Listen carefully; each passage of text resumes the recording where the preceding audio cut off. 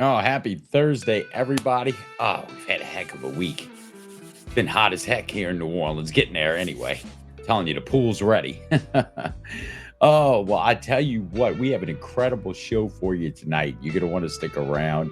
Oh, please follow us, hit the notification bell so you never miss a great Cocktails with Cav show. And please like and share the stream so more people can get to know these incredible indie authors, entertainers, and artists. Well, tonight's guest is an incredible crime fiction author out of Pasadena, California. Oh, I tell you what, it's just his book due out to launch today, pre-order. Just dark humor, great mystery, great story. You're going to want to find out about it, so stick around. As always, a little bit of quick housekeeping. Please consider supporting the show. Cheap cup of coffee is all it takes at our Buy Me a Coffee link, and go a long way to help us keep bringing you all these great indie creators. And as always, check out our merch page. You might pick you up some good swag, and it's a great way to support this show. Well, ladies and gentlemen, I tell you what, I hope you got a good cocktail like me. I'm ready. Let's sit back, relax, and get to know this incredible author, Andrew Miller.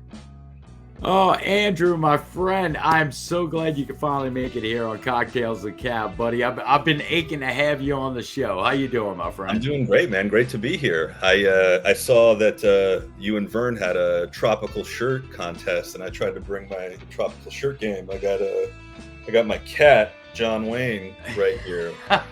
John Wayne also he answers to Duke, and then I have Calamity Jane right here. Oh, I'll tell you what. I'm glad you weren't in the competition. You'd have probably beat both of us that night. Oh, golly. I tell you what, Andrew, I'm so excited. I know your book has just launched. Yeah. It's an incredible piece of work in dark humor, crime fiction, Namaste Mart Confidential. And we're just, I've been aching to have you on the show, buddy. Oh, thank you so much. I'm glad to be here. Yeah, well, and I tell you what, I appreciate you taking the time, man. And please, by all means, look, we love to get the audience to get to know the creators, because it's just important to see where they're coming from and how they got to where they made this great piece of work. Why don't you tell us a little about yourself, Andrew? Well, I'm Andrew Miller. I live in Pasadena, California.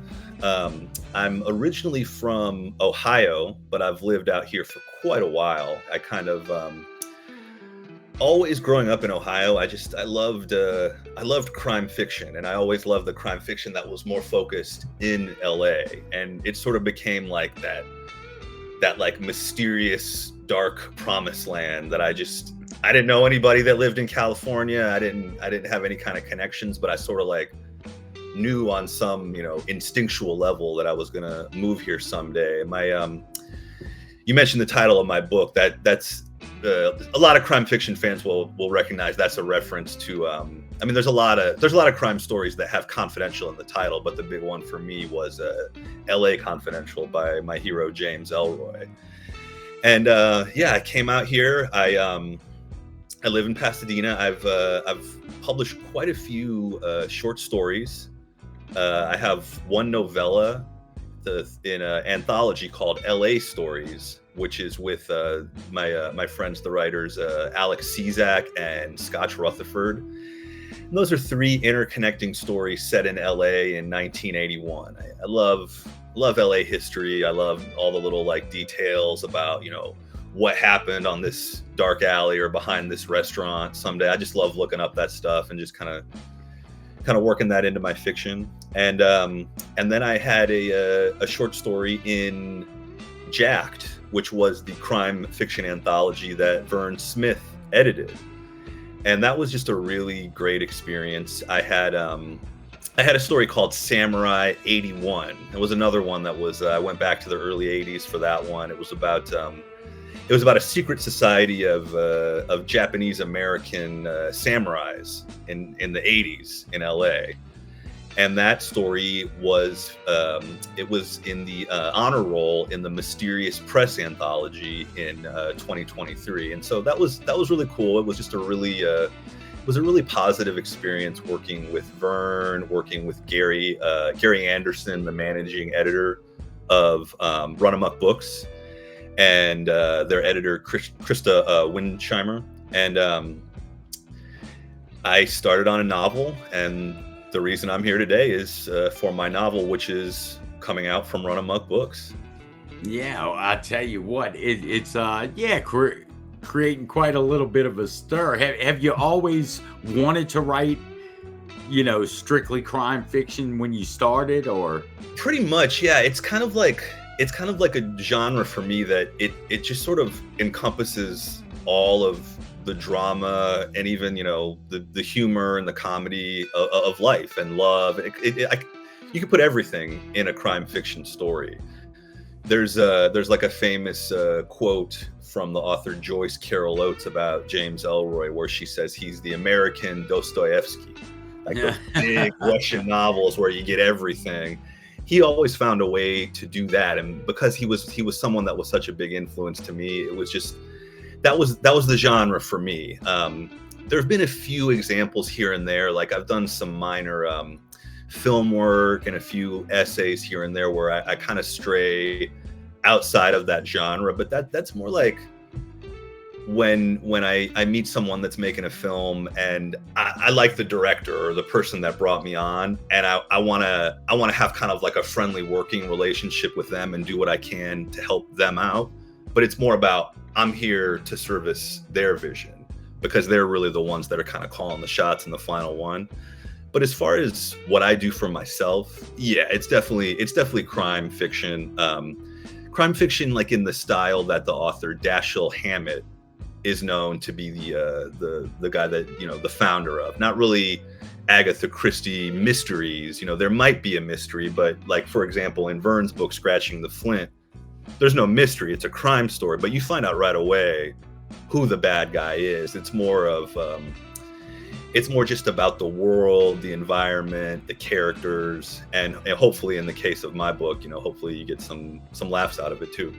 Right, and I think that's part of the allure that drew me to the work was, excuse me, but you like you said, a lot of your work centers in LA, like New Orleans, it's that storied crime place, but the development you made of the characters and the dark humor that's associated with the story is just to me, it was, like I said, big fan of the work, because it develops those characters, it develops that story in a way that I think a lot of people can associate with.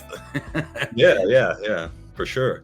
It's also it's set in 2013, and that's basically the personalities of these two main characters. The story it's about two unlicensed private detectives who maintain their day jobs at a hippie grocery store called Namaste Mart. And it's kind of, there you go. You can see the excellent work done by my friend Scotch Rutherford on the cover art. I admire his work so much. You get kind of some guidelines about what you're supposed to do with covers sometimes. Right. I'm not a big expert. I've never designed a cover in my life, but I've kind of heard, and one of the rules is that you don't make the cover too busy. You don't make it too complicated as far as what you're supposed to look at. And my friend Scotch, he's a big fan of just throwing all the rules out the window. As you can see, it's just he just made it so colorful. There's such an elaborate scene. There's so many little details. Like, I don't know if your viewers can see right now, but you got to put the Run Amok logo on the cover, and there's a tiny little billboard in the back right there. There's just so many cool details that he put in there. I'm so happy. I think it so speaks to the LA lifestyle too. For sure, it's bright now. Yeah, it's kind of sleek and colorful, but kind of grimy. Yeah. Oh yeah, and I tell you, being a host of Cocktails with Cav, buddy, has its perks. That's all I'm telling you. But man, it's just really, I'm excited. And look, let's get into talking about the story and the work. I gotta refill my cocktail for this because me too, man. I got a Negroni, so I'm gonna awesome. Well, look, when we come back, Andrew, ladies and gentlemen, stick around. We'll come right back in a few seconds, but and we'll get into talking full bore on Namaste Mart Confidential, buddy. Oh, ladies and gentlemen, just a quick mid-roll break to remind you to please go check out my Linktree link at the top of my X profile, where you can subscribe for free, and that way you'll never miss a great Cocktails with Cav episode or any of the other great offerings of the Cocktails with Cav franchise. I tell you what, look, it really has a lot of great information on it. You'll always have the latest Cocktails with Cav episode at the top, as well as the link to our audio only version of our great shows on Spotify. And of course, there's the ways to support the show and all of our other social media links, so you can find us where you are and get all the great Cocktail with Cav offerings. So again, please consider heading over to my Linktree, scrolling right across the top there, Linktree/Reed Kavanaugh. You can't miss me. Get on over there, subscribe for free today. Andrew, thanks so much, buddy. I needed to refill after all this. I'm having a good time. Yeah, me too.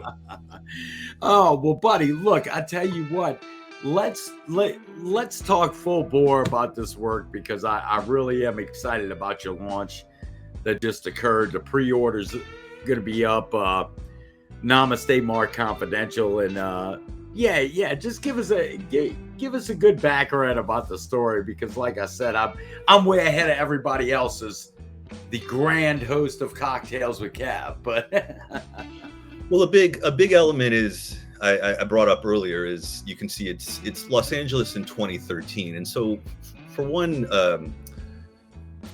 big important element is that it's kind of a love letter to LA from that period, and that really wasn't that long ago. But I wanted people to really think, with regard to the setting, about how much has changed since then, at that time, and just look at it as just like such a more innocent time. My friend Alex Cizek, who I mentioned earlier, he brought up how the past 10 years, more things had changed than in any decade in which he'd been alive. And so I really kind of delved into the setting in that regard. And I put in, a good friend of mine who's he's a veteran. He's a guy from Queens who came to LA to pursue his career of stand-up comedy. And this guy, he's kind of changed things around now, but back then he was kind of a tough guy. He was kind of a guy like I heard you serve. What branch did you serve in, George? The Army. Okay. This guy was in the Navy, and he was kind of like the stereotypical drunken sailor, pretty much. And so many people have told me, what a character he is, and how good he would be as a character in a movie or a story. And I've used quite a few little things here and there that were based on him, but this is my friend, who is called Richie in the book, and then Adam, who is the personality of Adam, is based on me. They're private detectives, and because they don't have license, because they're kind of misfits. Vern referred to this as slacker noir, which I kind of thought that was a pretty good. I'd never heard that term before. There's a lot of People I'm will gonna have to steal that. yeah, for sure. Yeah. People will take, a certain subset of noir and they'll come up with new versions. And I thought that was a pretty good one and pretty fitting for this. But they don't always get steady work, so they have to keep their jobs at this fashionable spiritual grocery store called Namaste Mart. But they get word that a woman who works at a upscale lingerie chain, which is based off of a real place that exists in LA, goes missing. And her employer, who's just this very dedicated woman, she wants her missing employee to be found. It's a troubled woman, and she knows that these two guys, they have a unique talent for finding people. And so this book is about them trying to find out what happened to this woman, delving into her past, her private life. They discover that she was from a polygamist Mormon compound, that was where she was born. And then they find out that one of her ex-boyfriends was in the Armenian mob, which is a very prevalent organized crime organization that's still in LA today. And they just have this crazy odyssey where they find out so many personal things about themselves, so many things about where they need to change their reckless behavior, and just wanting to find out what happened to her leads them on this just wild journey, which is full of very, very not widely known to outsiders, but kind of inside baseball details about LA. And they end up they're all over LA. They end up in Mexico, and it's just all kinds of celebrities and all kinds of real life characters and fact and fiction. And it's a wild book. Right. And how did you end up associated with Run Amok Books? Because I know they have a great catalog of work going on Run Amok Books. How did you end up with that? Well, it was when I mentioned that story, Samurai 81. That was an example. Sometimes when I write a story or a book or get a book idea, very often I think about where is this going to go? What organization could I send this to? But I wrote that story, Samurai 81, entirely for myself. It was just something that I thought was good, but I had no idea if anybody else would like it. And I sent it cold to, I just happened to come across the Jacked, the guidelines for submissions to the Jacked anthology. I sent it to Vern, not knowing him, and he got back to me right away, just telling me how much he liked it. And we just kind of had a really positive working relationship. It's just the people that Run Amok, they care about what's on the page. It's not, your social media presence. It's not, it's just what the story is and how the story comes out in the end. And that's just such a pleasure to deal with. And so, we had that come out, and then I sort of found out afterwards that Gary and Vern, that they were kind of wondering if anybody in this anthology might have a book. And they asked me, do you have a book? And I happened to be working on this, and I sent it to him, and now it just came out yesterday. There you go. Well, it is runamockcrime.com. Just like I said, great catalog of works. Yeah. And yeah, we actually had Vern on the show after he won the crime fiction indie novel of the year. Much deserved. Yeah, and it was Scratching the Flint. Excellent work. But I tell you what, I'm looking forward to seeing how well your book does, because it is, like I said, a great piece of work. And ladies and gentlemen, if you haven't gotten to know Andrew on X, his screen name's right there for you, Andy Miller 1313. Please go give him a follow. As you can tell by the interview, fun guy to talk to, fun guy to interact with, but also his incredible work that's just released, Namaste Mart Confidential. And it's just, I'm telling you, you're gonna want to take a great look at it, and we'll have the links for Amazon, as well as Andrew on his on the descriptions of the show. And really, ladies and gentlemen, you need to get to know Andrew and get to know this work. So anything else we missed, Andrew, man? I'll tell you what, because we covered it. It's a great show you have here, man. Hey, no, I appreciate it. Really flattered. I'll take the compliment. I don't get many on this end, you know. It's we just drink. That's but ladies and gentlemen, again, please give Andrew a follow on X, Andy Miller 1313, and follow his work, Namaste Mart Confidential. Andrew, thanks so much for taking the time to come be with us, buddy. We appreciate it. Thank you, George. I really appreciate it too. Thank you. All right, man. Cheers from New Orleans and California. Cheers.